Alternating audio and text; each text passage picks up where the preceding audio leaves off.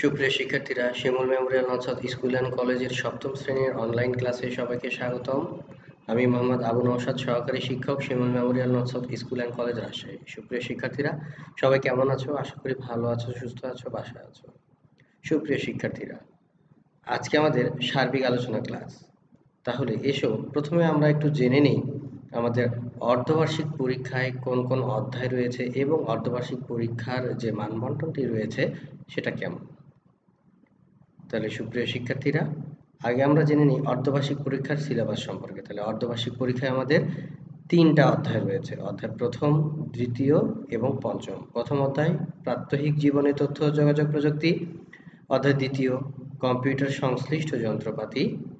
অধ্যায় পঞ্চম শিক্ষায় ইন্টারনেটের ব্যবহার। তাহলে সুপ্রিয় শিক্ষার্থীরা, তোমরা এই তিনটা অধ্যায় খুব ভালোভাবে বাসায় চর্চা করবে এবং ভালোভাবে জিনিসগুলো আয়ত্ত করবে।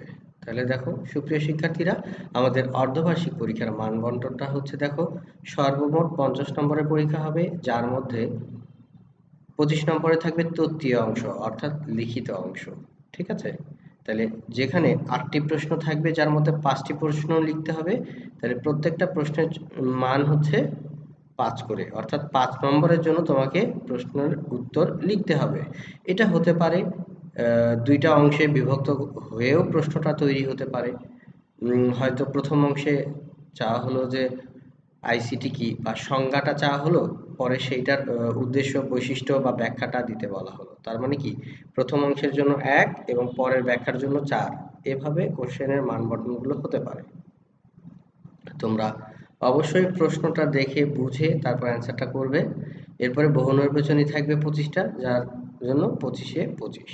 এই হচ্ছে সর্বমোট 50 নম্বরের পরীক্ষা হবে। তোমরা অবশ্যই এইটা বুঝে প্রশ্নের উত্তর লিখবে যে আমাকে 5 নম্বরের প্রশ্নের উত্তর লিখতে গেলে কতটুকু পরিমাণে লিখতে হবে। আর আমি তোমাদেরকে আগেও বলে দিয়েছি, প্রত্যেকটি ক্লাসে তোমাদেরকে আমি বলে দিয়েছি যে আমাদের যে প্রশ্নের উত্তরগুলো ব্যাখ্যা করে লিখতে হবে বা বৈশিষ্ট্য বা উদ্দেশ্য, এগুলো বলবে যে ব্যাখ্যা করে লিখো। ব্যাখ্যা তো আমি করবই, সেটা আমি পয়েন্ট আকারে ব্যাখ্যা করলে আমার জন্য ব্যাখ্যাটার পরিমাণটা কম হয়ে যাবে এবং সঠিক পয়েন্ট যদি আমি লিখতে পারি, তাহলে দেখা যাচ্ছে অল্প লিখে আমি কিন্তু কি ফুল মার্কস পেতে পারি। তাহলে অবশ্যই তোমরা এটা মাথায় রাখবে যে, কারণ আমি যদি পয়েন্ট করে না লিখে প্যারা করে লিখি, তাইলে দেখা যাচ্ছে অনেক লিখলাম কিন্তু মানে যেটার প্রশ্ন তার সঠিক উত্তরটাতেই আমি যেতে পারলাম না, তাহলে কিন্তু তুমি সঠিক নাম্বারটা নাও পেতে পারো। তাহলে এই দিকটা তোমরা অবশ্যই একটু খেয়াল রাখবে। তাহলে সুপ্রিয় শিক্ষার্থীরা, এরপরে আমরা আসি আজকের শিখন ফলে। দেখো, এই পাঠ শেষে তোমরা যা যা শিখতে পারবে বা বলতে পারবে, আইসিটি সম্পর্কে ব্যাখ্যা করতে পারবে, আইসিটির উদ্দেশ্য সম্পর্কে ব্যাখ্যা করতে পারবে, ইনপুট আউটপুট ডিভাইস সম্পর্কে ব্যাখ্যা করতে পারবে, ইন্টারনেটের ব্যবহার সম্পর্কে বর্ণনা করতে পারবে। তাহলে সুপ্রিয় শিক্ষার্থীরা, আজকে আমাদের আলোচ্য বিষয় আইসিটি, আইসিটির উদ্দেশ্য, ইনপুট ও আউটপুট ডিভাইস, ইন্টারনেটের ব্যবহার। তাহলে এসো প্রথমে আমরা জানি আইসিটি কি, তাই না? তাহলে সুপ্রিয় শিক্ষার্থীরা, তোমাদের সংজ্ঞায় আসে আইসিটি কি, তোমরা এই সংজ্ঞাটাও তোমরা ব্যবহার করতে পারো। দেখো, যে কোনো প্রকার তথ্যের উৎপত্তি, সংরক্ষণ, প্রক্রিয়াকরণ এবং সঞ্চালনে ব্যবহৃত প্রযুক্তিকে আইসিটি বা তথ্য যোগাযোগ প্রযুক্তি বলা হয়। ঠিক আছে? তাহলে আমরা তথ্যকে কি করব, তথ্যের উৎপত্তি অর্থাৎ যে কোনো জিনিস কোথা থেকে তার উৎপত্তি হচ্ছে, সেটা কোথায় গিয়ে মানে কোথায় এটা সংরক্ষণ করে রাখা হচ্ছে এবং সংরক্ষণ কেন করা হচ্ছে, কি জিনিস তৈরি করার জন্য ওই তথ্যটাকে ব্যবহার করা হচ্ছে, অর্থাৎ একটা তথ্য বা আরেকটা তথ্যের সাথে সংযুক্ত হয়ে বা সংযুক্ত করে প্রক্রিয়াকরণ করে আরেকটা নতুন তথ্য বা নতুন কিছু তৈরি করা হয়, তাই নয় কি?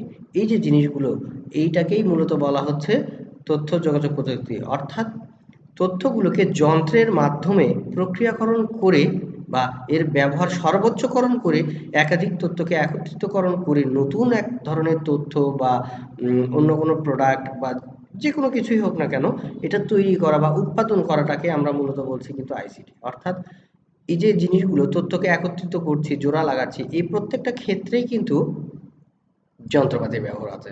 সেটা হতে পারে আমাদের শিক্ষাক্ষেত্রে, চিকিৎসা ক্ষেত্রে, যোগাযোগ ক্ষেত্রে, ব্যবসা বাণিজ্যের ক্ষেত্রে, সাংস্কৃতিক ক্ষেত্রে, সকল ক্ষেত্রেই। ঠিক আছে? অর্থাৎ এই সকল ক্ষেত্রগুলোতে যন্ত্রপাতির ব্যবহার মানেই সেগুলো হচ্ছে ওই যন্ত্রপাতিগুলোই হচ্ছে আইসিটির অংশ। তাহলে সুপ্রিয় শিক্ষার্থীরা দেখো আমাদের আইসিটির একটি মানে আইসিটির কিছু উদ্দেশ্য রয়েছে, অর্থাৎ আস্তে আস্তে আমরা আইসিটির উপরে কেন নির্ভরশীল হয়ে যাচ্ছি, তাই না? শুরু থেকেই আমরা ছিলাম আইসিটির উপরে নির্ভর ছিলাম, কিন্তু এতটা নির্ভর ছিলাম না, কিন্তু বর্তমান প্রেক্ষাপটে আমরা কিন্তু সম্পূর্ণ মানে সবকিছুই কিন্তু আইসিটির উপরে নির্ভরশীল হয়ে পড়েছে। সেটা হতে পারে শিক্ষা, চিকিৎসা। আমরা যদি শিক্ষাও না ধরি, আমরা যদি বলি যে চিকিৎসা ক্ষেত্রে বর্তমান প্রেক্ষাপট আমরা যদি সবাই খেয়াল করি, চিকিৎসা ক্ষেত্রে সব কিছুই আইসিটি নির্ভর। প্রত্যেকটা পদক্ষেপ আইসিটি নির্ভর। প্রত্যেকটা জিনিস, সেটা হতে পারে এক্স রে থেকে শুরু করে উচ্চ পর্যায়ের যে টেস্টগুলো রয়েছে সব কিছুই কিন্তু যন্ত্রপাতির উপরে নির্ভরশীল, অর্থাৎ আইসিটির নির্ভর। তো প্রত্যেকটা জিনিসই কিন্তু আইসিটি নির্ভর, তাই না? তো সেই জন্য আমরা আরো বেশি বেশি আইসিটি নির্ভর হয়ে পড়ছি। না, এটা আসলে আমাদের আমরা যে শুধুমাত্র এটা খারাপ দিক দেখব তা নয়। আমরা বিশেষ করে এই আইসিটির ব্যবহারটাকে আমরা কিন্তু ভালো দিকটাকেই তুলে ধরার চেষ্টা করব সকলে। আমাদের এটা নৈতিক দায়িত্ব এবং কর্তব্য যে আমরা আইসিটির ব্যবহারকে সর্বোত্তম করব এবং সঙ্গে এর ভালো ব্যবহারকে আমরা সমাজ, জাতি এবং দেশের কাছে তুলে ধরব। এটা আমাদের অবশ্যই করা উচিত। কারণ আমরা প্রত্যেকটা ব্যক্তি প্রত্যেকটা পদক্ষেপে কিন্তু আইসিটির যন্ত্রপাতিগুলো ব্যবহার করে থাকছি, তাই না? তাহলে দেখো প্রিয় শিক্ষার্থীরা, আইসিটির ব্যবহারগুলো দেখো, এখানে কিছু কিছু উদ্দেশ্য বলা রয়েছে যে এটা সরকার কর্তৃক নির্ধারিত হয়ে এসছে, বিধায় কিন্তু আজকে আমরা আইসিটি বা আইসিটির যন্ত্রপাতিগুলোকে সর্বোত্তমভাবে ব্যবহার করছি বা ব্যবহারের চেষ্টা করছি। এটা হচ্ছে কি, দেখো পুরো বিষয়টির ওপর দেখো পরিষ্কার ধারণা দেওয়া, অর্থাৎ যে কোনো আইসিটির যন্ত্রপাতি বা আইসিটির ব্যবহারগুলো যারা পূর্ব থেকেই সরকারিভাবে যারা এটার বিষয়ে প্রশিক্ষণ নিয়ে এসছে বা ট্রেনিং নিয়ে এসছে, তারা কি করবে, সর্বোত্তম এটা ছড়িয়ে দেবে, সব জায়গায় এটা ছড়িয়ে দেবে। তাদের উচিত, এটা নৈতিক দায়িত্ব। কারণ তারা যে জিনিসটা শিখেছে সেটা যদি আমাদেরকে শিখিয়ে দেয়, তাহলে আমরাও এর সর্বোত্তম ব্যবহার করে কি করতে পারবো, সমাজ, জাতি এবং দেশকে উন্নতির দিকে এগিয়ে নিয়ে যাব। হ্যাঁ, এটাও অবশ্যই আমাদের একটা ইনকাম সোর্স হিসেবে কাজ করে। কিন্তু তার মানে এই নয় যে যারা সরকারের কাছ থেকে বা সরকার কর্তৃকভাবে প্রশিক্ষণ গ্রহণ করে এসেছে, তারা আমাদেরকে সঠিকভাবে দিক নির্দেশনা যদি না দেয়, তাহলে কি করব, আমরা যে আইসিটি যন্ত্রগুলো রয়েছে এটার কি ব্যবহারটা কি ভুল ব্যবহার হবে, যার ফলে কি হচ্ছে, এতে করে হয়তো কারো ক্ষতি হতে পারে বা এমন হতে পারে জীবনও চলে যেতে পারে। তো সেই ক্ষেত্রে আমাদের অবশ্যই সহযোগিতা ভাবাপন্ন মনোভাব আমাদেরকে রাখতে হবে। এরপরে দেখো ডিজিটাল ডিভাইস সম্পর্কে জানা, কম্পিউটার নেটওয়ার্ক সম্পর্কে জানা, উন্মুক্ত ডিজিটাল ডকুমেন্ট অর্থাৎ ওয়েব পেজ সম্পর্কে জানা। ওয়েব পেজ কি, এটার কাজ কি, এটা কিভাবে নিয়ন্ত্রিত হয়, এই সকল কিছু সম্পর্কে আমাদের সঠিক ধারণা থাকতে হবে। তাহলে সুপ্রিয় শিক্ষার্থীরা, আমাদের এই সকল বিষয়গুলো অবশ্যই একটু খেয়াল রাখতে হবে। আমাদেরকে আহ, অবশ্যই এই জিনিসগুলোকে মাথায় রেখে আমরা সামনের দিকে এগিয়ে যাব। কারণ আমাদের সরকার বলে দিয়েছে যে আমরা তথ্য প্রযুক্তির সর্বোত্তম ব্যবহার করছি কেন, যাতে আমাদের কারিগরি দিক এবং আমাদের প্রশিক্ষণ, আর্থিক সচ্ছলতা, অবকাঠামোগত দিক থেকে শুরু করে সকল কিছু আমরা কি উন্নতির দিকে এগিয়ে নিয়ে যাব। এটাই আমাদের নৈতিক দায়িত্ব ও কর্তব্য। এরপরে আসি সুপ্রিয় শিক্ষার্থীরা, আমাদের ইনপুট ডিভাইস ও এর প্রকারভেদগুলো সম্পর্কে একটু জানবো। দেখো, ইনপুট ডিভাইস হলো কম্পিউটারের হার্ডওয়্যার ডিভাইস যা কম্পিউটারের মধ্যে ডেটা প্রেরণ করে এবং ব্যবহারকারীকে কম্পিউটারের সাথে ইন্টারঅ্যাক্ট করতে এবং সেটিকে নিয়ন্ত্রণ করতে সাহায্য করে। ঠিক আছে? তাহলে ইনপুট ডিভাইসের মাধ্যমে আমরা কি করছি, কম্পিউটারের মধ্যে আমরা ডেটা বা তথ্যগুলোকে প্রেরণ করছি এবং এটি একটি হার্ডওয়্যার। এরপরে আসে আউটপুট ডিভাইস, কম্পিউটারে যে অংশ কম্পিউটার দ্বারা প্রেরিত তথ্যকে ব্যবহারকারীর বোধগম্য করার মতো তথ্য হিসেবে প্রকাশ করে তাকে আউটপুট ডিভাইস বলে। তাহলে দেখো, আউটপুট ডিভাইস দ্বারা আমরা কি করছি, আমরা শুনতে পাচ্ছি, দেখতে পাচ্ছি, তাই না? আমরা প্রিন্ট আউট করতে পাচ্ছি, এই যে জিনিসগুলো, এই জিনিসগুলো হচ্ছে আউটপুট ডিভাইসের কাজ।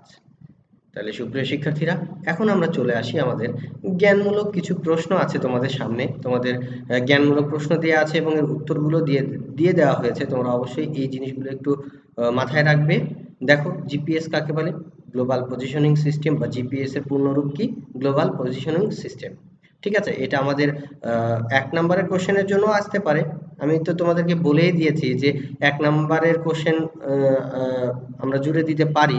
তো সেই ক্ষেত্রে আমি যদি বলি যে জিপিএস কি, বা জিপিএস এর পূর্ণরূপ কি, জিপিএস এর ব্যবহার লিখো, তাহলে সেই ক্ষেত্রে এটা তোমাকে লিখতে হবে, এটার জন্য 1 মার্ক থাকবে। এছাড়াও এটা আমাদের এমসিকিউ বা বহু নির্বাচনের জন্য আমাদের এটা প্রয়োজন। দেখো, এরপরে আজকাল নতুন গাড়িতে কি লাগিয়ে দেওয়া হয়? জিপিএস। দেখো, এরপরে উইকিপিডিয়া কি? জ্ঞান ভান্ডার। ইভিএম কি? Electronic voting machine. ড্রোন কি? পাইলটবিহীন প্লেন। এরপর আছে কয়েকটি সামাজিক যোগাযোগের মাধ্যম লিখো, তাই না? তাহলে সুপ্রিয় শিক্ষার্থীরা, এখানে আমি তোমাদের উত্তরে সবথেকে পপুলার 3টা সামাজিক যোগাযোগ মাধ্যমের নাম দিয়েছি। এছাড়াও আরো রয়েছে, তোমরা চাইলে সেগুলো লিখতে পারো। Facebook, Twitter, Instagram. ঠিক আছে, এরপরে তোমরা এছাড়াও যদি লিখতে চাও লিখতে পারো। এরপরে তথ্য ও যোগাযোগ প্রযুক্তি সংশ্লিষ্ট কয়েকটি যন্ত্রের নাম লিখো। এখানে কিন্তু প্রিয় শিক্ষার্থীরা বলা হয়নি যে ইনপুট যন্ত্রের নাম লিখবা না আউটপুট। তোমরা এটা মিক্স করে লিখতে পারো, তোমার মনে যেটা আসবে সেটা তুমি লিখবা। অর্থাৎ কম্পিউটারের সংশ্লিষ্ট যন্ত্রপাতি হলেই হলো, এটা ইনপুট আউটপুট আলাদা করে কিছু বলা নাই। দেখো, সেক্ষেত্রে উত্তরটা দেয়া আছে monitor, keyboard, mouse, printer, scanner ইত্যাদি। এরপরে কম্পিউটার কিভাবে কাজ করে এটা লিখো। দেখো, কম্পিউটারের হার্ডওয়্যারকে আবার 3 ভাগে ভাগ করা যায়। ঠিক আছে, input input system, input system unit, output. অর্থাৎ কম্পিউটার 3 ভাবে কাজ করে, 3টা ধাপে কাজ করে। ঠিক আছে, একটা হচ্ছে ইনপুট সিস্টেম ইউনিট, আউটপুট। অর্থাৎ ইনপুট করব, সেটাকে সিস্টেম ইউনিটে কি করবে? প্রসেসিং করবে, এবং পরে সেটা আউটপুট হিসেবে আমাদের সামনে প্রদর্শন করবে। এরপরে দেখো, কয়েকটি ইনপুট ও আউটপুট যন্ত্রের নাম লেখো। এখানে কিন্তু প্রিয় শিক্ষার্থীরা আমাদেরকে কিন্তু ইন্ডিকেট করে বলে দেয়া আছে যে ইনপুট যন্ত্রের নামও লিখতে হবে, আউটপুট যন্ত্রের নামও লিখতে হবে। এখানে 3টা করে দেয়া আছে, তোমরা চেষ্টা করবে 5টা করে মনে রাখার। সেক্ষেত্রে হয়তো এটা তোমাদের জন্য একটু সুবিধাজনক হবে, যে হয়তো প্রশ্নে আসতেই পারে যে 5টি ইনপুট বা 5টি আউটপুট যন্ত্রের নাম লিখো। হুম। তো এরপরে আছে আমাদের কম্পিউটার মেমোরি কি, মেমোরি কত প্রকার ও কি কি। দেখো, কম্পিউটারের উপাত্ত ও তথ্য সংরক্ষণের জন্য ব্যবহৃত মাধ্যম, ধারক এবং ভান্ডারকে কম্পিউটারের মেমোরি বা স্মৃতি বলা হয়। অর্থাৎ কম্পিউটারের মেমোরিকে আমরা কি বলছি? এখানে ধারণ করে রাখা হচ্ছে, এখানে ভান্ডার অর্থাৎ সংরক্ষণ করে রাখা হচ্ছে। কি সংরক্ষণ করে রাখা হচ্ছে? তথ্য ও উপাত্ত, অর্থাৎ যে কোনো ধরনের তথ্য উপাত্ত, সেটা হতে পারে ছবি, অডিও, ভিডিও, যে কোনো কিছু, তাই না? এখন দেখো, কম্পিউটারের স্মৃতি বা মেমোরিকে প্রধানত 2 ভাগে ভাগ করা হয়। একটা হচ্ছে প্রধান মেমোরি, একটা হচ্ছে সহায়ক মেমোরি। এরপরে আসি আমরা প্রিয় শিক্ষার্থীরা পরের প্রশ্নগুলোতে। দেখো, প্রসেসরের কাজ কি? প্রসেসর একটি স্বয়ংসম্পূর্ণ এবং প্রোগ্রামেবল গাণিতিক ইঞ্জিন। তাহলে প্রসেসর হচ্ছে একটি স্বয়ংসম্পূর্ণ এবং প্রোগ্রামেবল গাণিতিক ইঞ্জিন। অর্থাৎ প্রসেসর প্রোগ্রামের মাধ্যমে তৈরি করা হয়, যা ইনস্ট্রাকশনের মাধ্যমে কম্পিউটারের যাবতীয় অপারেশন নিয়ন্ত্রণ এবং সম্পাদন করে। তারা কি করা হচ্ছে? দেখো, প্রসেসর প্রোগ্রামের দ্বারা তৈরি করা হচ্ছে। এটা তো আর একা একা চলতে পারবে না। আমরা কি করি? এদেরকে ইনস্ট্রাকশন দেই। এই ইনস্ট্রাকশন অনুযায়ী তারা কি করছে? যে ইনস্ট্রাকশনগুলো দিচ্ছি সেই অনুযায়ী তারা কাজ সম্পাদন করে আমাদের কাছে আউটপুট দিচ্ছে। সেটা হতে পারে, আউটপুটটা যে কোনো ধরনের হতে পারে। আউটপুট প্রিন্টেড কপি হতে পারে, মনিটরে আমরা দেখতে পারি, অনেক ধরনের হতে পারে এটা। এরপরে দেখো, সফটওয়্যারের কাজ কি? হার্ডওয়্যারকে পরিচালিত করা। সফটওয়্যারের কাজ হচ্ছে হার্ডওয়্যারকে পরিচালিত করা। ঠিক আছে, তাহলে সফটওয়্যার কি? সফটওয়্যার হচ্ছে এক ধরনের প্রোগ্রাম বা প্রোগ্রামের সমষ্টি, যেটা ব্যবহার করা হয় কেন?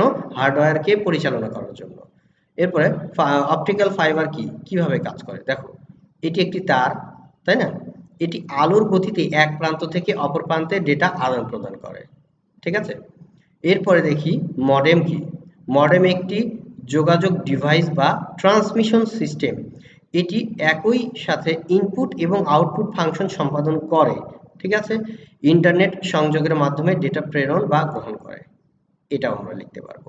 তাইলে প্রথম কথা কি? মডেম একটি যোগাযোগ ডিভাইস, যেটাকে আমরা কি করছি? একসাথে আউটপুট ইনপুট দুইটাই করে। তাহলে সুপ্রিয় শিক্ষার্থীরা, আমরা যখন ক্লাস করেছিলাম তখন হয়তো আমরা এটা জানতে পেরেছি মডেম দুইটা কথা থেকে আসছে, একটা হচ্ছে মডুলেশন আর একটা ডিমডুলেশন, তাই না? এইটার দ্বারা ইনপুট আউটপুটের সিস্টেমটি করা হয়েছে। এরপরে আসি স্যাটেলাইট কাকে বলে বা স্যাটেলাইট কি? স্যাটেলাইট হলো এক ধরনের কৃত্রিম উপগ্রহ।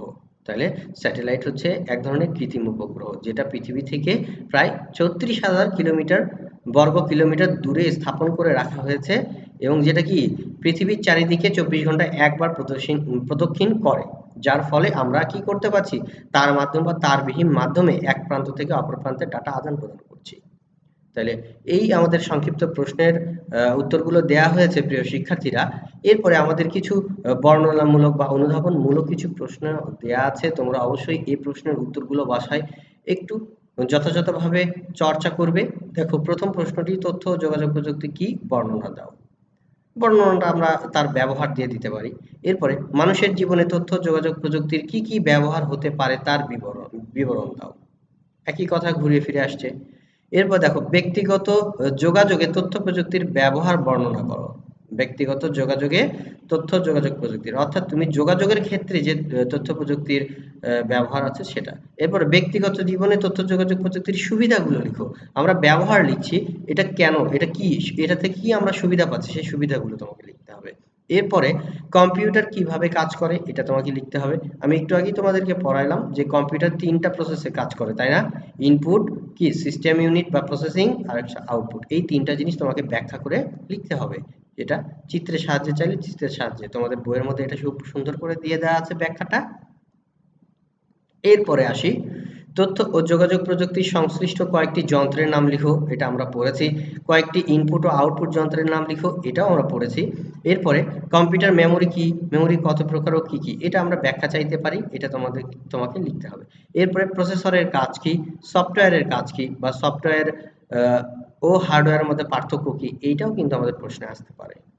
এরপরে আছে ফাইবার, অপটিক্যাল ফাইবার কি, কিভাবে কাজ করে, মডেম কাকে বলে, স্যাটেলাইট কাকে বলে, কম্পিউটারের মেমোরি কিভাবে গণনা করে লিখো। অর্থাৎ কম্পিউটার মেমোরি কিভাবে কাজ করে বা গণনার কাজটা করে সেটা, অর্থাৎ মেমোরি সম্পর্কে তোমাকে ব্যাখ্যা করতে হবে। এরপরে ই কার্ড কোথায় পাওয়া যায়।